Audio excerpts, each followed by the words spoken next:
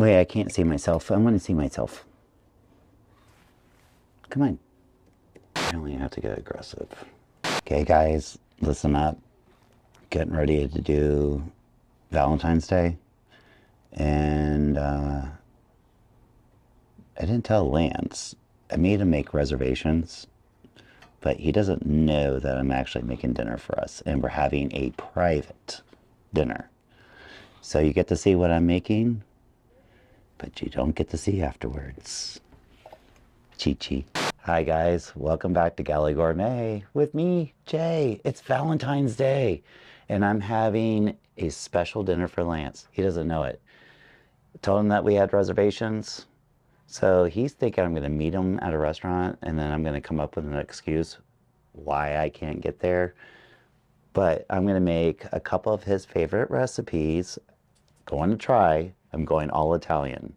So let's see if I can do a good job and make him proud. So we're going to get started, but obviously this is not an outfit to wear when dealing with red sauce. So I'm going to have to change, at least put an apron on. So give me one moment. I think I'm a little safe now. All right, let's get started.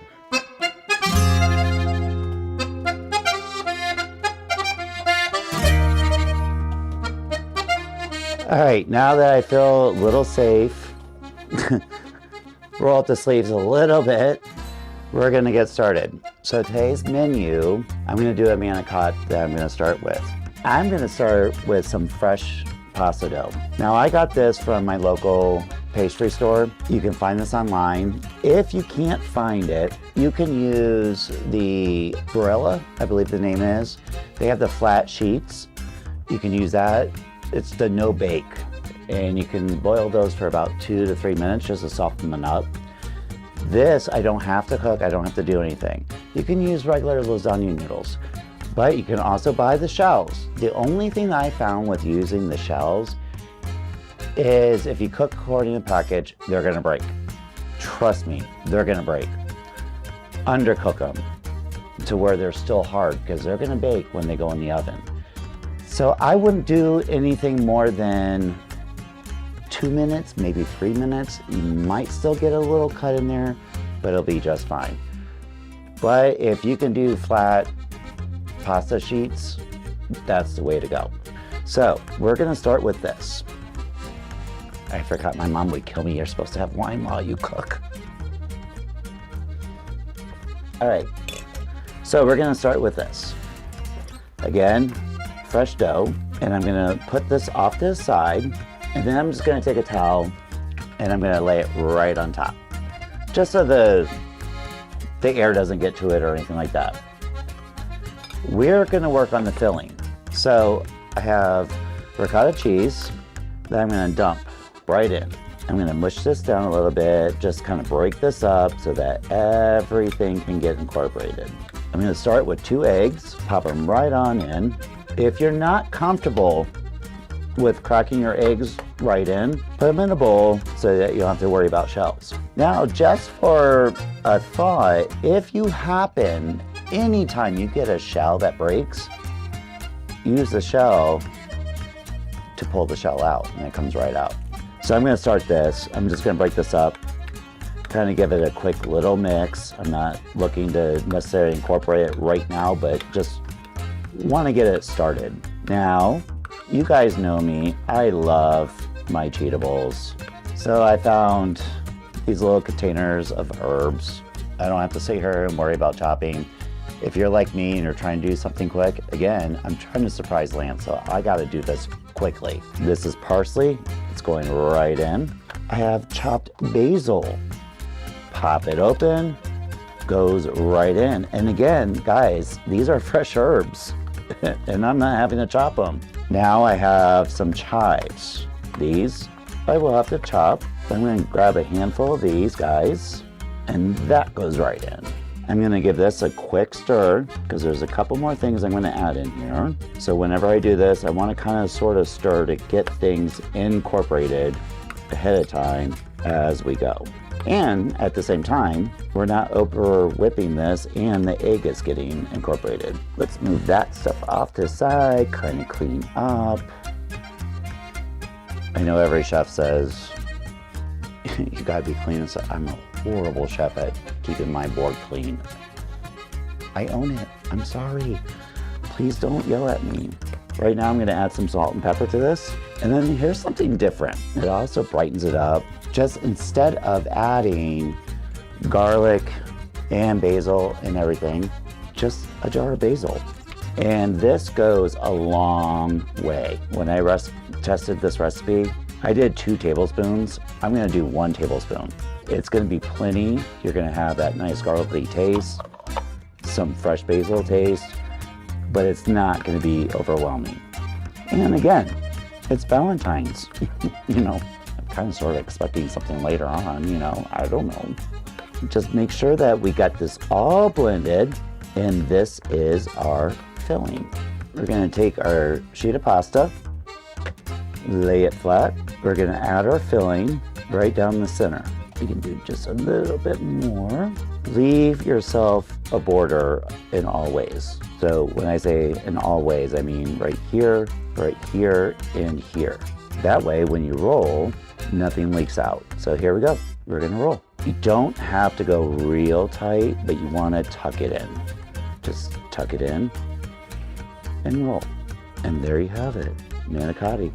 Let me continue with this, and then we'll start plating this, and it'll go right into the oven.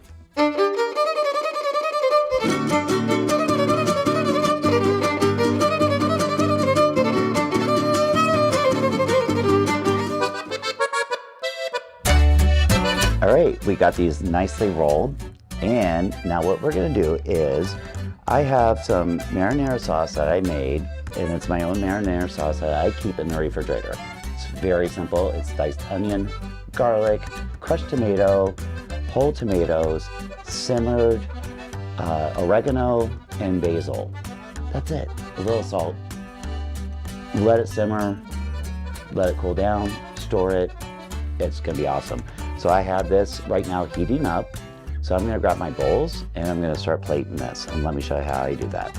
So I'm gonna take these bowls and I'm gonna add a little sauce to the bottom, just like you do any type of lasagna or anything. You need a base, right? So you put that a little bit down there. And again, because this is fresh pasta, we don't have to cook this. They go right on in here. So I'm gonna lay them seam side down. Then I'm gonna add a little more sauce. Then some mozzarella. This one is off the block mozzarella, which I like because it's a thicker shred. And that just goes right on top. All right, now that I have these done, I'm gonna put these on the tray, and they're gonna go for a jacuzzi bath right in here. Now with that, I'm gonna clean up, and then we're gonna get on to something special, one of my favorites.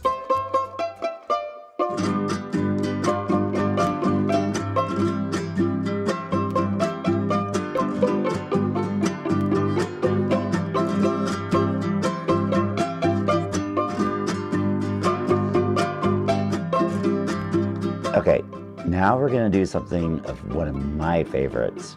I had this in Chicago at one of my favorite Italian restaurants, and it's called Carrozza. I think I'm pronouncing that properly, but I'm sure I'm gonna get some comments on it.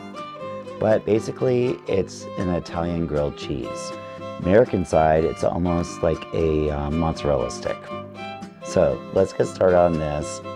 And I'm telling you, if you have not had this before, you are gonna die for it. So we're gonna start with white bread. What you wanna do is take the white bread, and we're gonna add some softened butter on each side. This is gonna be the inside. And what this does, and I had asked the chef at one point, why do you do butter?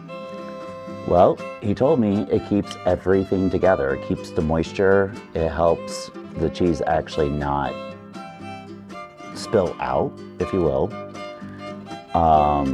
And butter makes everything better, right? On the bread, we're gonna add sliced mozzarella, and I like to do 3.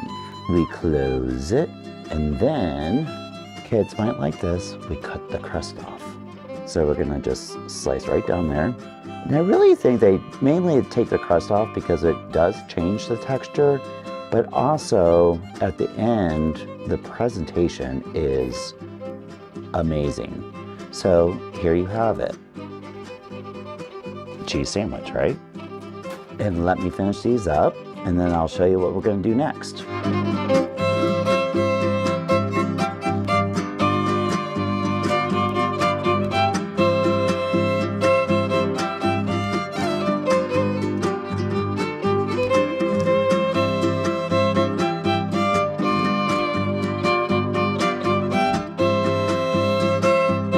All right, now that I have these done, we're doing the typical breading station.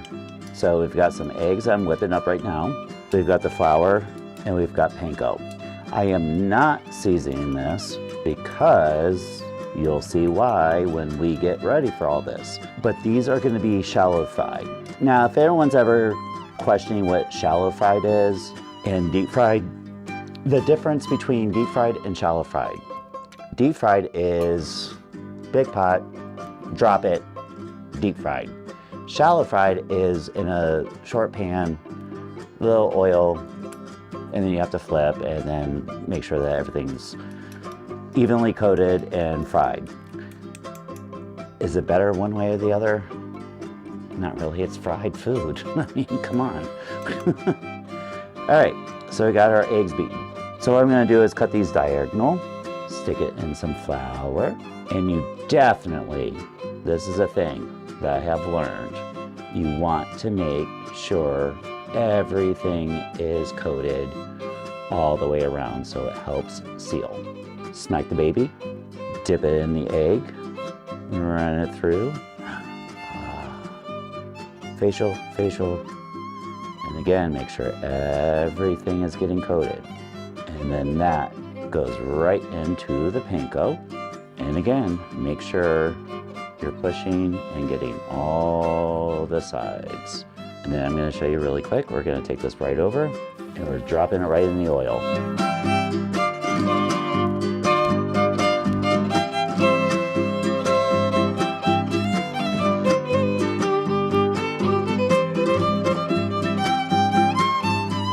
This one looks good. Now, here's the fun part. I'm gonna grab this guy out, and now get it all in there. And yes, this is hot.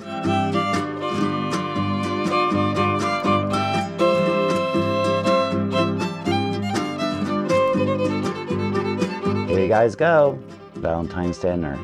Now wait, you don't get to see anything more.